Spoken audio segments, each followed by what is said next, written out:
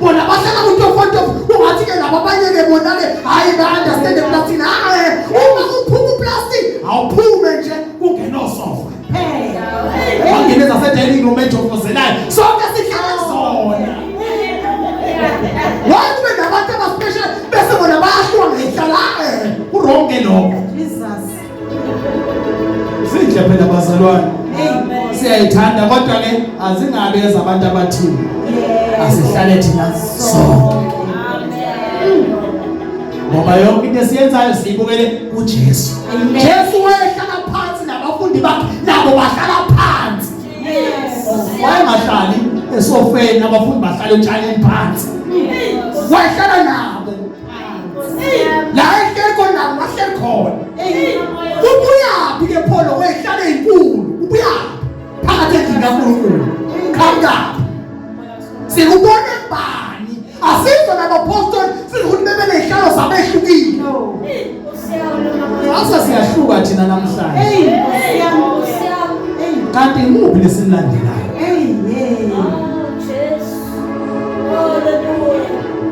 ngibona umkhulu uyiking lapha phambili uJesu ke kusho ukuthi akusasiyeni inkosi wena inkosi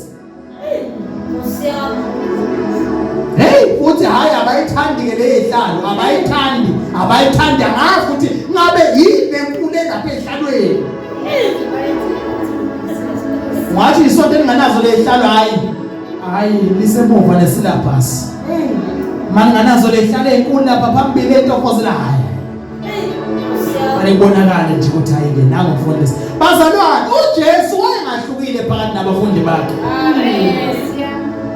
uJesu nje wawungamboni uma ephakathi nabafundi bakhe ngoba wayengahlukile abantu cabanga ukuthi why kwaze kwathenga uJudasi nje uma eyobulawa ngoba bebengakwazi ukumbona bafuna ukuthi uJudasi ke ahamba yobakhombisa lenzomanga nguyena ngoba wayefanana nabo. Amen. Manje ke thina sase siyahluka. Sahluka thina. Simthatha lo moya. Ngoba uJesu wayengahlukile kunabo.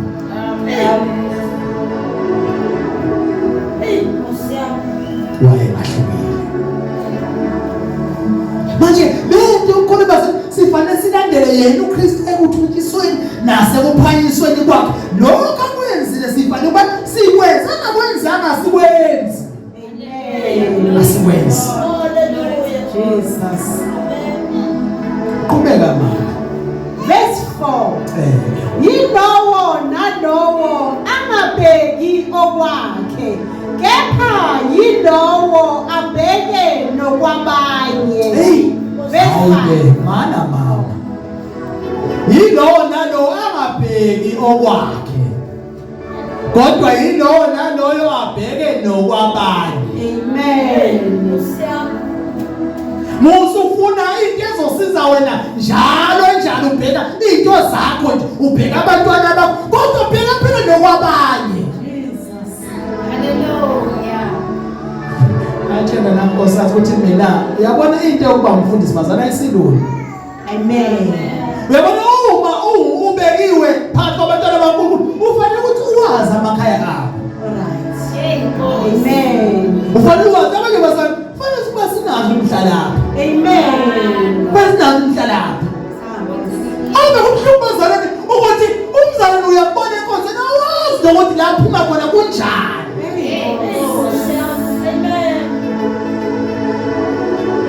uJesu wayebheka abantu. uJesu wayesiza abantu ingakho lapha akathi belambile kuthiwa hayi bathaya bahamba abantu akukho ukudla wathi Jesu ahlalisana abantu yini khona bathiwa hayi khona ofishini ezikwanyana bathi hayi abahlale phansi abantu. Amen. uJesu akazi athathe special ukubona kuzokhishwa imali enkulu kuJesu bazalwane.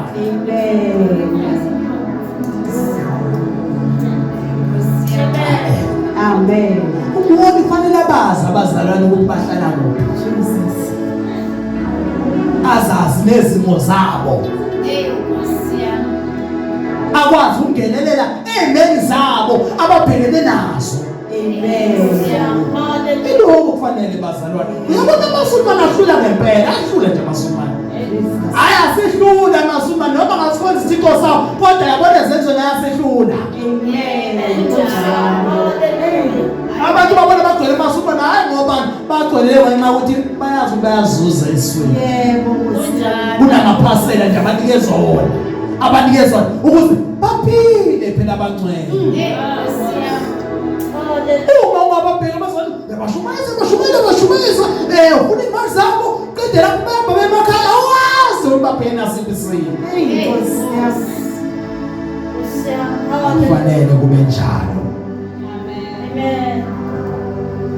Yilo nalo angabheki okwakhe kepha yilo nalo abheke nokwabanye.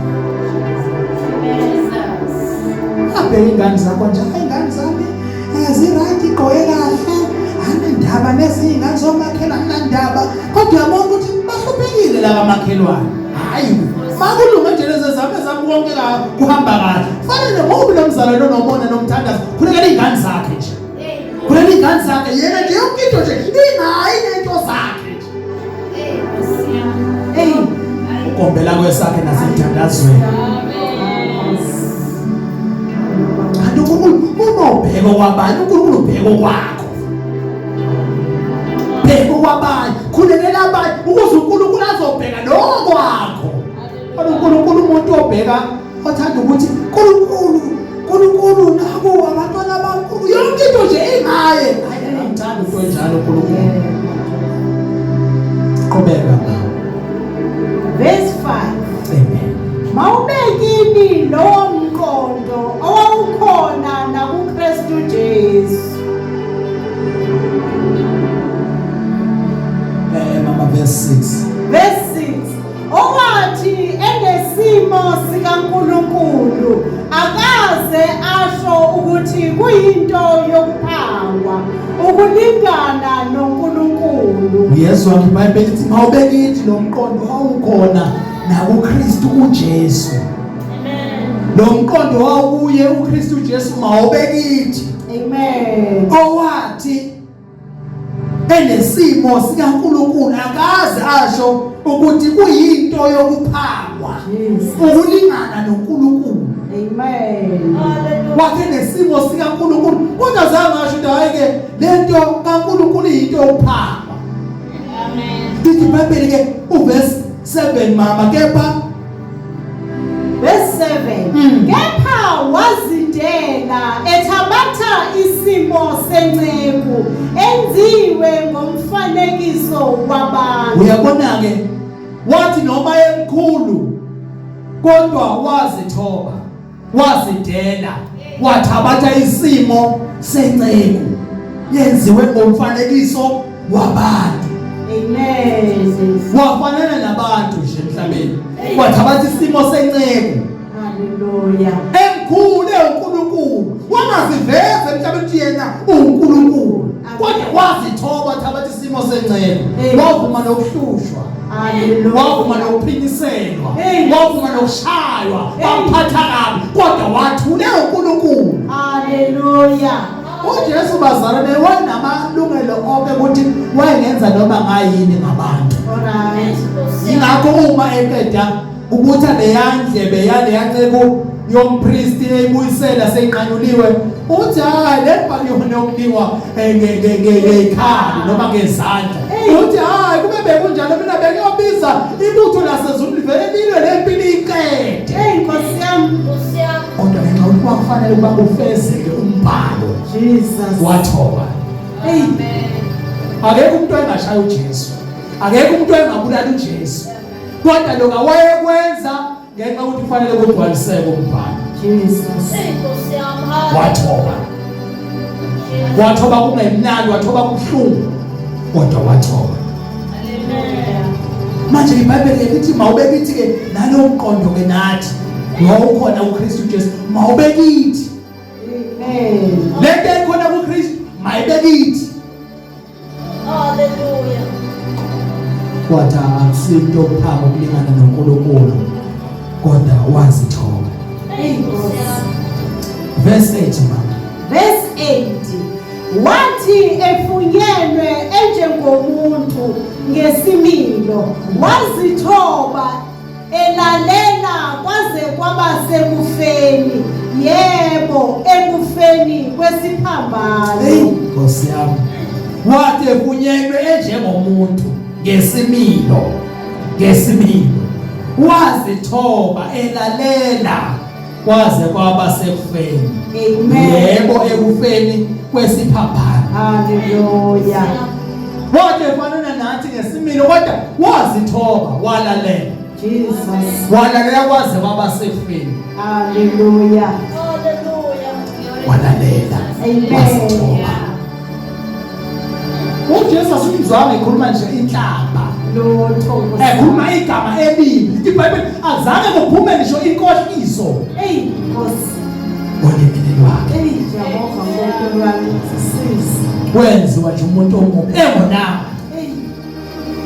Akukho kubakwenza. Jesus. Kodwa wathoba noma kunjalo. Sithothi nasesiphambaneni uthi baba bathethelele. Ngoba abakwazi abakwenzayo. Awu. Kodwa bamenza into embi engonanga. Kodwa uthi baba bathethelele benzele uxolo. Nkosi yami. Nkosi. Baxole. Ngoba lento abayenza abayazi. Kodwa uJesu ngoba wayeqonda ukuthi lento abayenzayo bagcwalisa umbhalo. Bona bazi benzayo. Kodwa baba bathethelele. Ngoba vele ukuze ugcwalise umbhalo kufanele ugcwalise ngabo. Baxolele Nkosi ngoba abakwazi baba abakwenzayo. Hallelujah. Kodwa kube ngomunye wayokhuluma iqalekiso. Khuluma iqalekiso ayo baqalekise baba. Banenza kanje baka we. Ingathi iBhayibheli izelisho ukuthi emthonjeni kanti kuyaphuma inamanzi ababayo. Yamnathi. Emthombeni munye. Kwathi uJesu waphuma amanzi amnandi noma kubuhlungu. Edajuliwe, elinyiwe emzimbeni kodwa kwaphuma amanzi amnandi. Hallelujah. Wazithoba elalela kwaze kwaba sekufeni. Yebo ekufeni kwesiphambano. Yebo baba. Verse 9. Ngalokho ke uNkulunkulu wamphakamisa kakhulu, wamnika igama eliphezulu kwamagama onke. Uyabona ukuthi ke lana besisakhuluma ngokuthoba. Yonke le besakhuluma ngokuthoba. Siyazi ukuthi emva kokuthoba yonke le beyenza beyithoba. Emva kokuthoba siyezwa imali iBhayibheli ke ngakho ke uNkulunkulu. Hey bazalwane. Ngakho ke uNkulunkulu waphakamisa kakhulu. Hawu bazalwane. Emva kokuthoba uNkulunkulu waphakamisa ukuthi noma sebemenze okubi wathoba. uNkulunkulu leyo nto yamenza ukuthi amphakamise. Ngakho ke uNkulunkulu wamphakamisa kakhulu. Wamnika igama elingaphezulu kwamagama onke. Ngenxa yokuthoba. Ukuba ngathobanga wayengeke athole igama. Kodwa ngenxa yokuthoba waphakanyiswa. Wanikezwe igama elingaphezulu kwamagama onke. Ngoba into iqala ethobeni before uzophakanyiswa. Qala phansi ukuze uphakanyiswe. iBhayibheli masizithobe phansi kwesandla sikaNkulunkulu esinamandla khona ayokusiphakamisa ngesikhathi esifanele. Akwazi uNkulunkulu ukuphakamisa abantu abangakwazi ukuthoba. noJesu wathoba waze waba sekufeni kwesiphambano. uNkulunkulu ngalokho wamphakamisa wamnikeza igama elingaphezulu kwamagama onke. Ngisho mama siqede. Verse 10. Ukuze kuthi ngegama likaJesu amadolo onke aguqe, awabasezulwini nawabasemhlabeni nawabangaphansi komhlaba. Nkosi yami, ukuze kuthi ngegama likaJesu amadolo onke aguqe. Ngaleli gama ngoba legama lakhe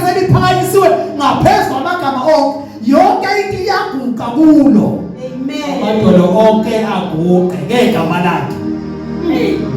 Yonke into enegama ingaphansi kwegama likaJesu. Oh hallelujah. Noma ngabe yini yosiyeba negama nje likhona igama elingaphezu kwalelo gama. Ingakho leli gama lakhe lithontshela ngisho izifo. Izifo zonke ziyaguqa ngoba izifo zinikezwe igama. Once igama negama ingaphansi kwegama lakhe ngoba igama ingaphezu kwamagama onke. Onke amagama ayaguqa. Abasemhlabeni abangaphansi komhlaba ayaguqa. Ezilimi zonke ziyavuma ukuthi uJesu Kristu uyinkosi. Inkosi yami. Hallelujah. Abasezulwini abangaphansi komhlaba, abasemhlabeni abangaphansi komhlaba aguqa. Inkosi yami. Aguqa. Noma ngabe liphi igama liyaguqa. Hallelujah. Ingakho singabasabi abantu abafile labathe bangamadlozi. Ngoba siyazi kunegama elingaphezu kwabo. Hallelujah. Abantu ke hayi bayabasaba uzokuphula uzokubulala uzokugiqa nemoto asibasaba uma siyazi ukuthi likhona igama elingaphezu kwamagama onke lingaphezu kwamadlozi. Igama likaJesu. Inkosi yami. Phela siyayathi letho sizalele emakhaya kuthiwa uzokuba ingane ehlahleni kuthiwa iphulwe yibona. Bakwantini asibasabi ngoba sinegama elingaphezu kwamagama onke. Asinesabo Sathane ngoba thina siyazi ukuthi uSathane badlala uSathane nje. Asinesabi ngoba lesaba naye ungaphezu kwako konke. Verse 7 mama sifahane. Verse 11. Nezilimi zonke zivume ngokuthi uJesu Kristu uyinkosi. Kube inkazimulo kaNkulunkulu nezilimi zonke zivume ngokuthi uJesu Kristu yabona izebhalo ngama-capital letter ke leligama. uJesu Kristu uyinkosi. Kube inkazimulo kaNkulunkulu uyise. Jesus. Izilimi zonke zivume njengazwi linye ukuthi uJesu Kristu uyinkosi. Ngenxa yokuba wathoba wase uyaphakanyiswa ngenxa yentobeko. Hallelujah. Sathola igama lakhe elingaphezu kwamagama onke ukuze negama lakhe sibhaqe kulo, ukuze negama lakhe uma sibiza liziwa yimnyama ubaleke leli gama ngoba linamandla. Inkosi imbusisi. Inkosi yami. Hallelujah.